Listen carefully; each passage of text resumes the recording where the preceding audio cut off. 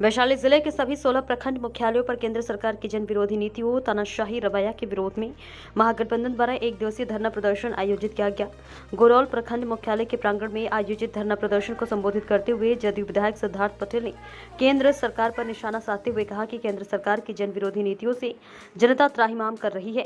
महंगाई चरम सीमा पर पहुंच गई है। केंद्र सरकार गरीबों की जान ले रही है। यूपीए सरकार में बिहार को विकास के लिए जितनी राशि मुहैया कराई जाती थी वो समय पर प्राप्त हो जाती थी।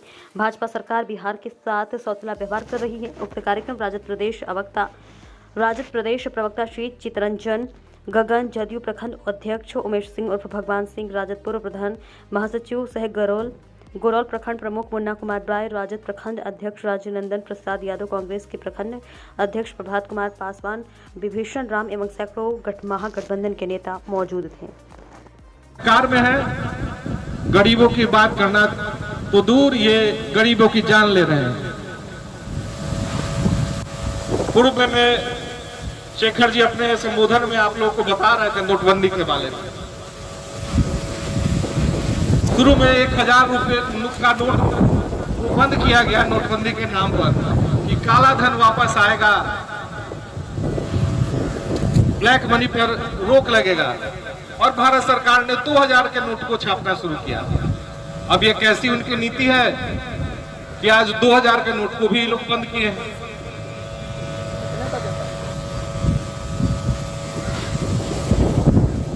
एक बात मैं आपको बता दूं,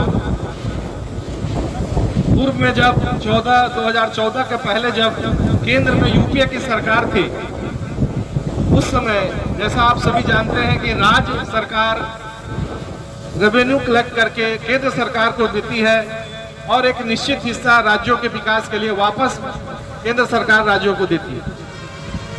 पहले ये कांग्रेस के टाइम में 32% था, हम लोगों को पूरा हिस्सा मिलता था, राज्यों के विकास के लिए राज्यों को मिलता था।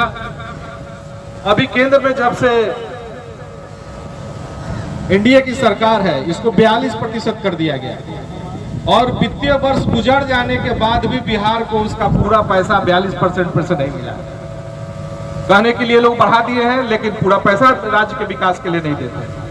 आप लोग टीवी चैनलों पर, प्रिंट मीडिया में देखते होइए, प्रधानमंत्री जी गुजरात, महाराष्ट्र, मध्य प्रदेश, राजस्थान इत्यादि राज्यों में जाते हैं, हजारों करोड़ के योजनाओं का शिलान्यास उद्घाटन करते हैं। उत्तर भारत के राज्य बिहार, झारखंड, बंगाल जैसे राज्यों को जो विकसित होने के लिए छटपटा रहे हैं, इन राज्यों को पैसा नहीं दिया जाता है। जो उनके हिस्से का भी पैसा है वो भी हम लोग को नहीं मिलता है। पहले आप सभी जानते होंगे, शिक्षा विभाग में सर्व शिक्षा अभियान का जो पैसा होता था, उसमें 70%, 80% केंद्र के हिस्से में जाता था, बाकी राज्य सरकार वहन करती थी। आज वो सब खत्म कर दिया गया है एक तरह से, और जहां पर एनडीए की सरकार नहीं है, खासकर उन्हीं राज्यों को तबाह किया जा रहा है। हम लोग को एक पर्चा मिला था जिसमें हिडनबर्ग के रिपोर्ट की चर्चा की गई।